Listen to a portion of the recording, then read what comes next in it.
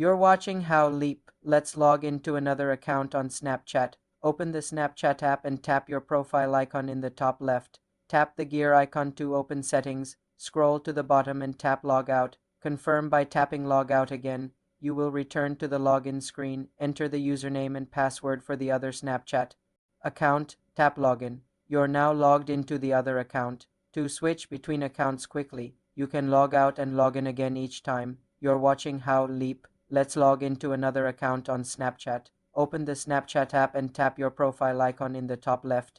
Tap the gear icon to open settings. Scroll to the bottom and tap Logout. Confirm by tapping Logout again. You will return to the login screen. Enter the username and password for the other Snapchat account. Tap Login. You're now logged into the other account. To switch between accounts quickly, you can log out and log in again each time. Snapchat does not have a built-in multi-account switcher. For more simple tech tutorials, subscribe to the channel.